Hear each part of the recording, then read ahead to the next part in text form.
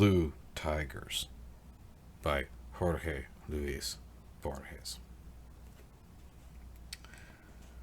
A famous poem by Blake paints the tiger as a fire burning bright and an eternal archetype of evil. I prefer the Chesterton maxim that casts the tiger as a symbol of terrible elegance.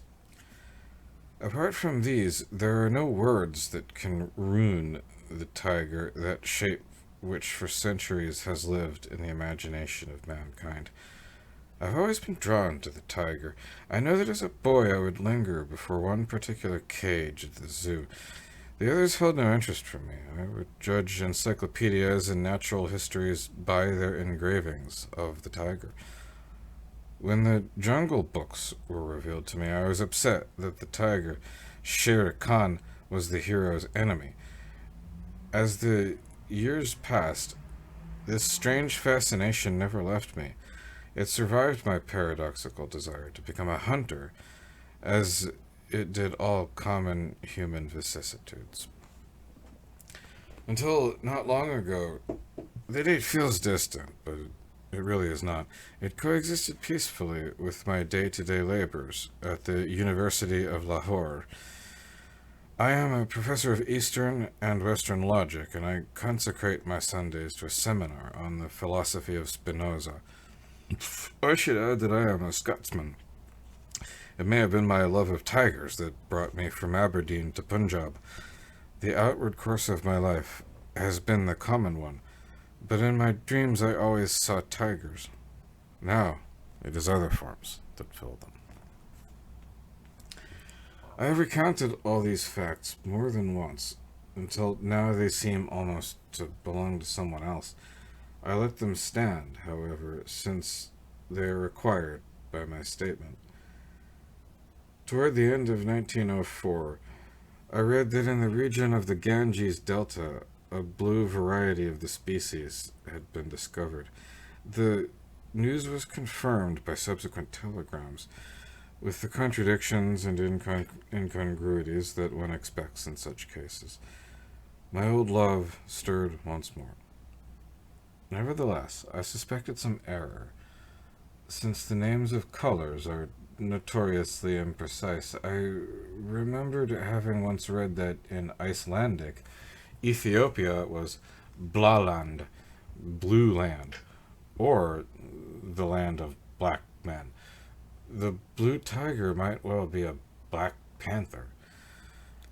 Nothing was mentioned of stripes. The picture published by the London press showing a blue tiger with silver stripes was patently apocryphal. Similarly, the blue of the illustration looked more like that of heraldry than reality. In a dream, I saw tigers of a blue I had never seen before, and for which I could find no word. I know it was almost black, but that description, of course, does scant justice to the shade I saw. Some months later, a colleague of mine told me that in a certain village, miles from the Ganges, he had heard talk of blue tigers. I was astonished by the piece of news, because tigers are rare in that area. Once again I dreamed of the blue tiger, throwing its long shadow as it made its way over the sandy ground.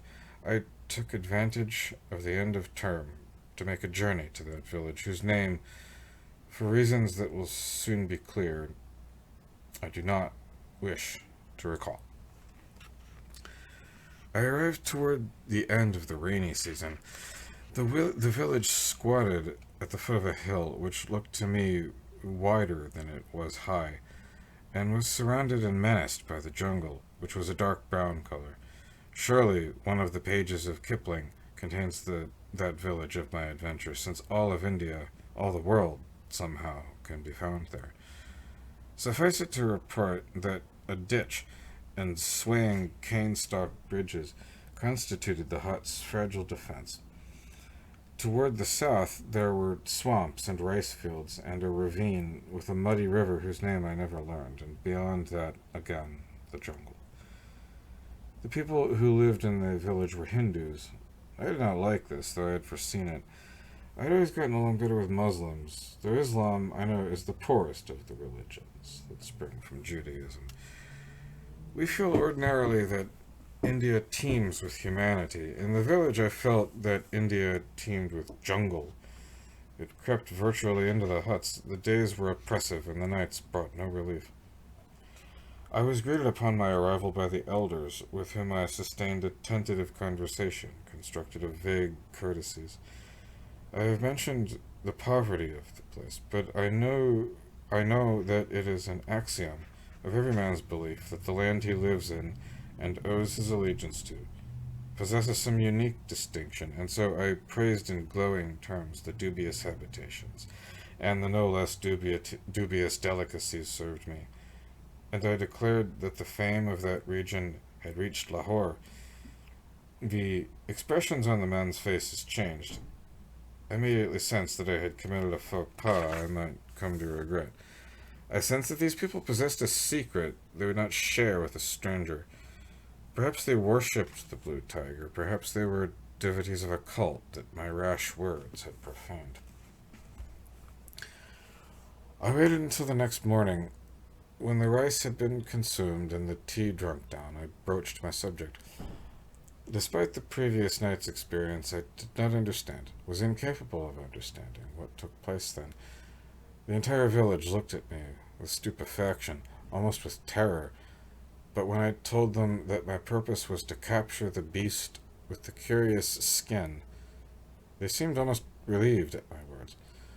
One of them said he had seen the animal at the edge of the jungle. In the middle of the night, they woke me. A boy told me that a goat had escaped from the corral, and that as he'd gone to look for it, he'd seen the blue tiger on the far bank of the river. I reflected that the scant light of the new moon would hardly have allowed him to make out the color, but everyone confirmed the tale. One of them, who had been silent up until that moment, said he had seen it too. We went out with the rifles, and I saw, or thought I saw, a feline shadow slink into the shadows of the jungle. They did not find the goat, but the creature that had taken it might or might not have been my blue tiger. They emphatically pointed out to me other traces, which of course proved nothing. After a few nights, I realized that these false alarms were a sort of routine. Like Daniel Defoe, the men of the village were skilled at inventing circumstantial details. The tiger might be glimpsed at any hour out toward the rice fields to the south or up toward the jungle to the north, but it did not take me long to realize that there was a suspicious regularity in the way the villagers seemed to take turns spotting it.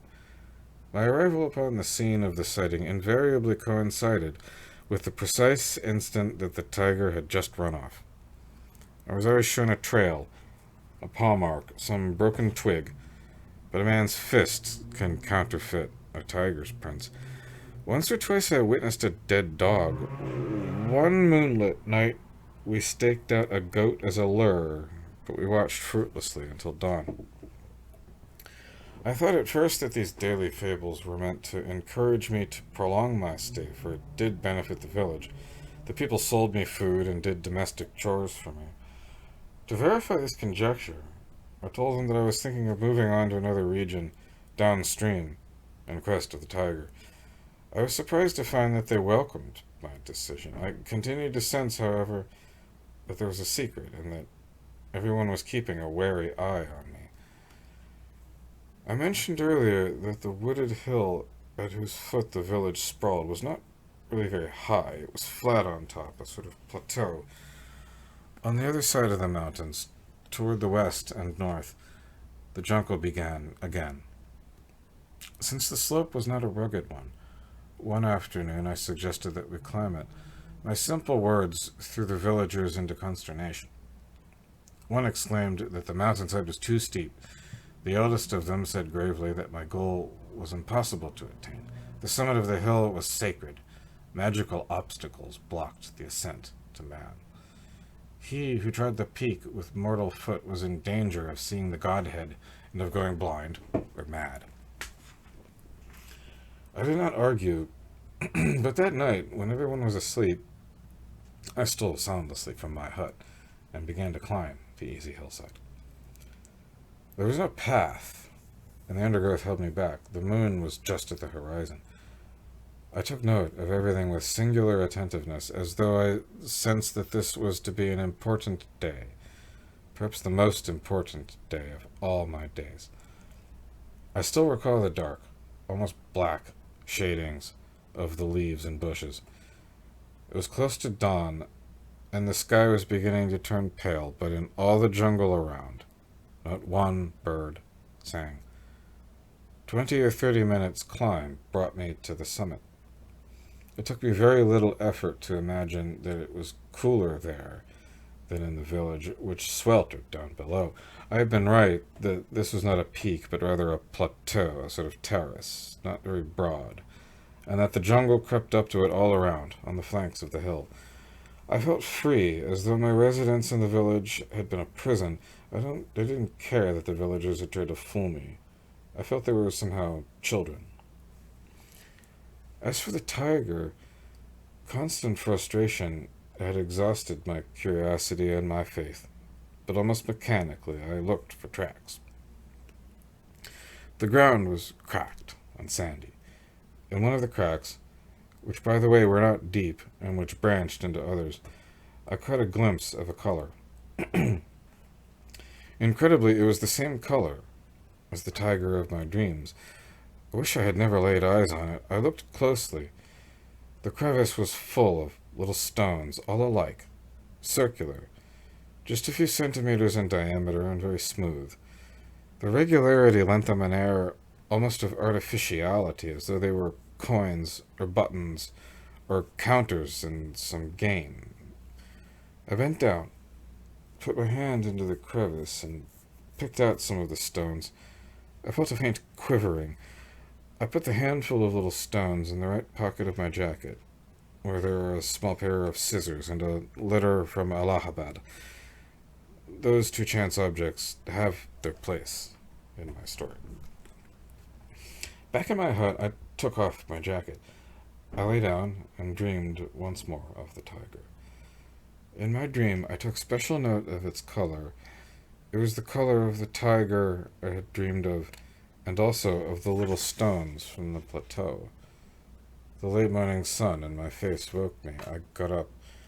The scissors and the letter made it hard to take the discs out of the pocket. They kept getting in the way. I pulled out a handful, but felt that there were still 2 or 3 I had missed.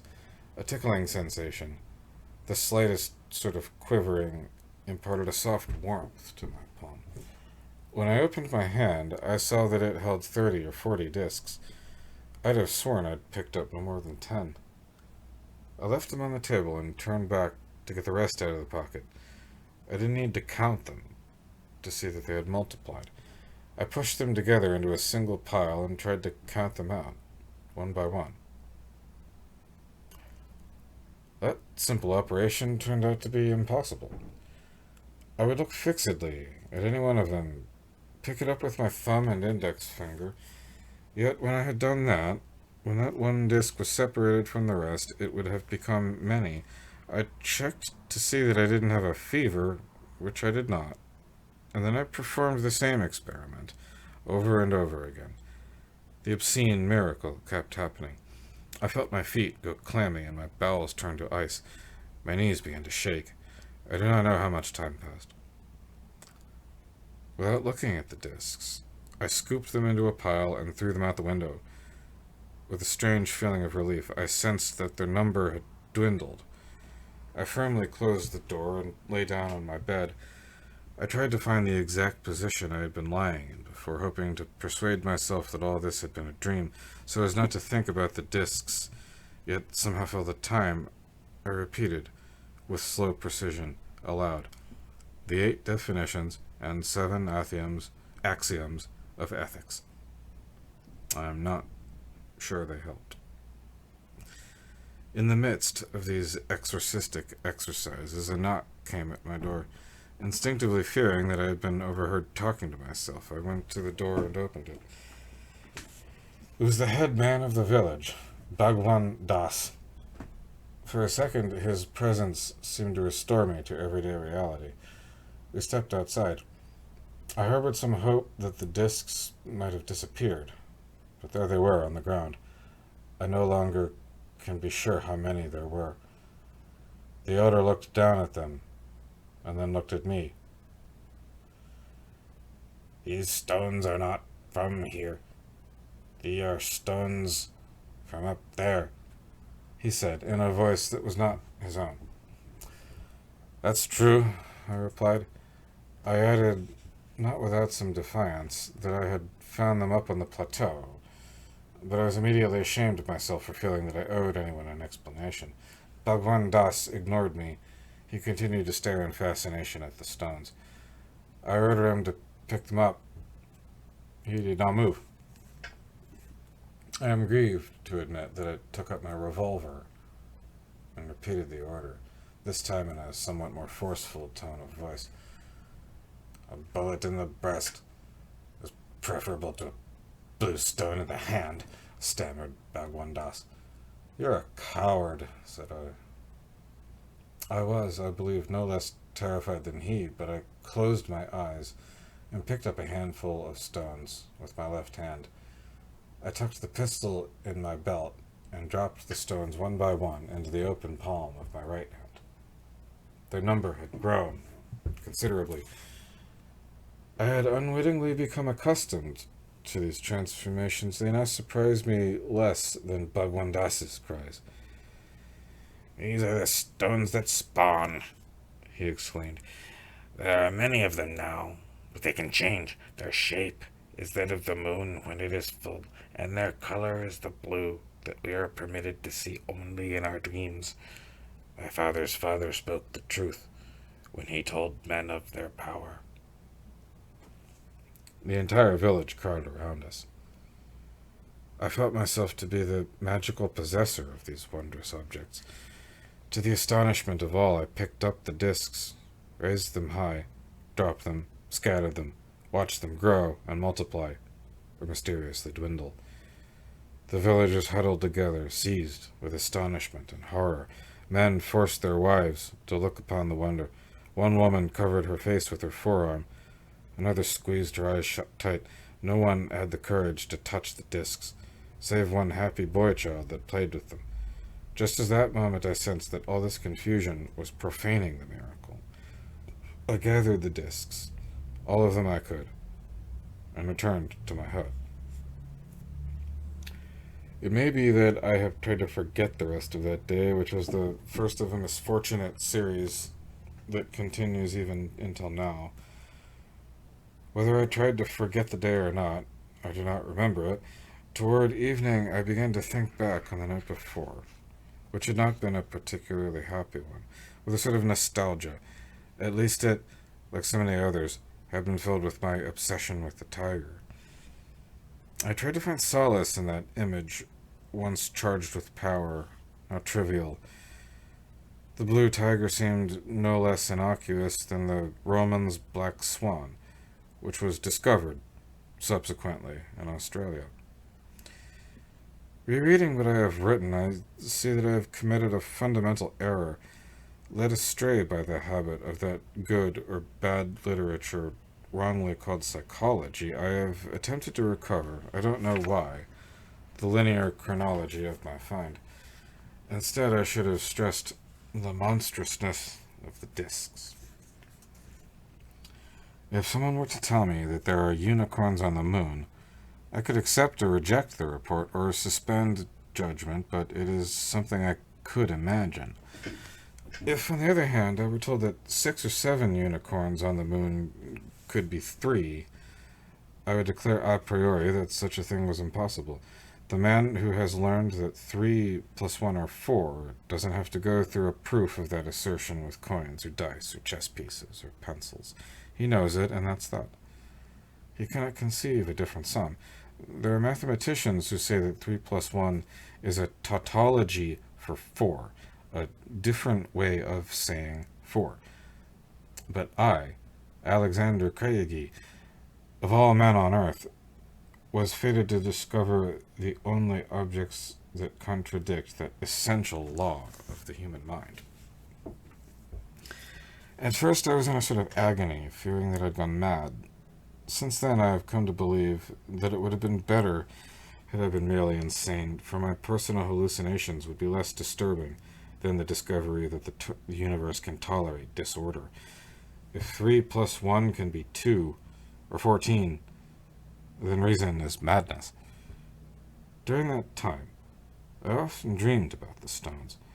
The fact that the dream did not recur every night left me a sliver of hope, though a hope that soon turned to terror. The dream was always more or less the same. The beginning heralded the feared end.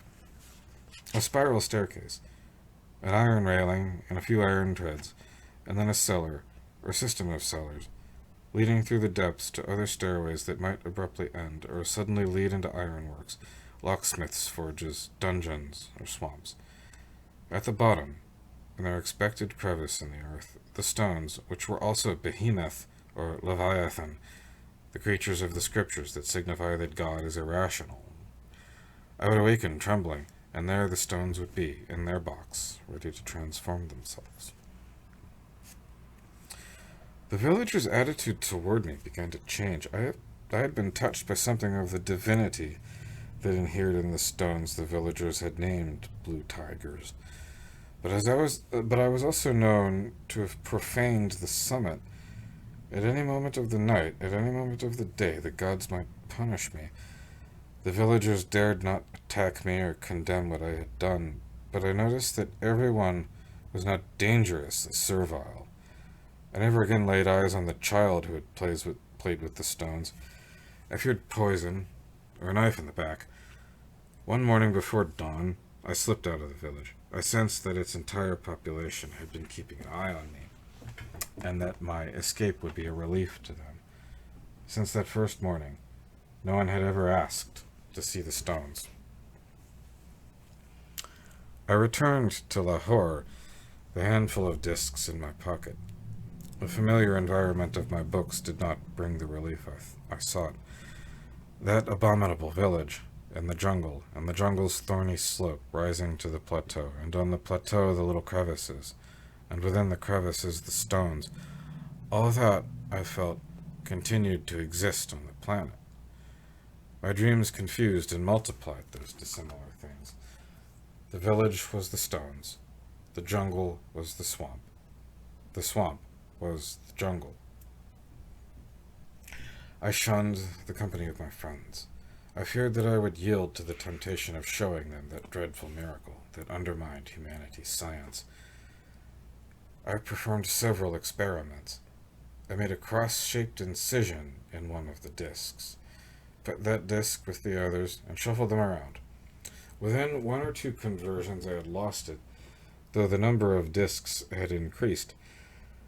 I performed an analogous test with a disc from which I filed a semicircular notch. That disc also disappeared. I punched a hole in the center of one disc with an awl and tried the test again. That disc disappeared forever. The next day, the disc with the cross cut in it reappeared from its journey into the void. What mysterious sort of space was this, which, in obedience to inscrutable laws or some inhuman will, absorbed the stones, and then in time threw an occasional one back again? The same yearning for order that had created mathematics in the first place made me seek some order in that aberration of mathematics, the insensate stones that propagate themselves. I attempted to find a law within their unpredictable variations. I devoted days and nights alike to establishing statistics on the changes. From that stage of my investigations, I still have several notebooks vainly filled with ciphers. My procedure was this. I would count the stones by eye and write down the figure. Then I would divide them into 2 handfuls that I would scatter separately on the table. I would count the 2 totals, note them down, and repeat the operation. This search for order, for a secret design within the rotations, led nowhere.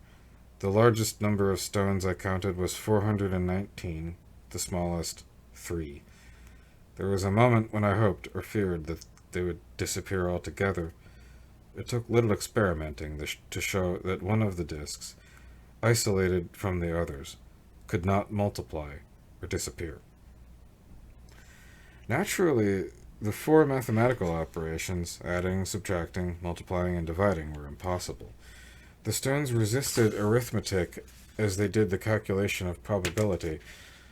40 discs divided might become 9. Those 9 in turn divided might yield 300. I do not know how much they weighed. I did not have a recourse to a scale, but I am sure that their weight was constant and light. Their color was always that same blue. These operations helped save me from madness. As I manipulated the stones that destroyed the science of mathematics, more than once I thought of those Greek stones that were the first ciphers and that had been passed down to so many languages as the word calculus. Mathematics, I told myself, had its origin and now has its end, in stones. If Pythagoras had worked with these. After about a month, I realized that there was no way out of the chaos. There lay the unruly discs. There lay the constant temptation to touch them, to feel that tickling sensation once more, to scatter them, to watch them increase or decrease, and to note whether they came out odd or even.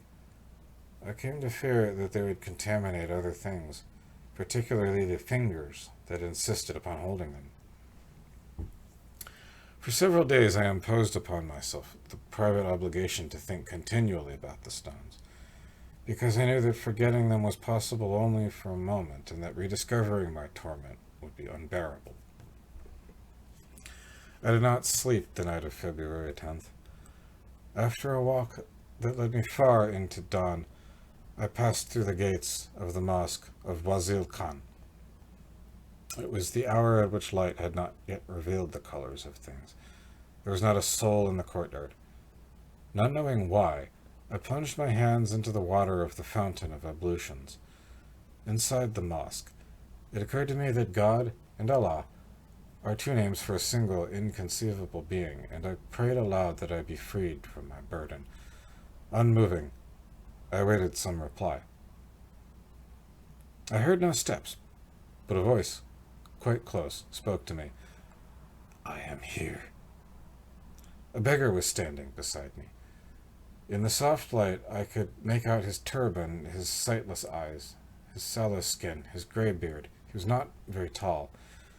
He put out a hand to me and said, still softly, Alms, O protector of the poor. I put my hands in my pocket. I've not a single coin, I replied. You have many, was the beggar's answer. The stones were in my right pocket. I took out one and dropped it into his cupped palm. There was not the slightest sound.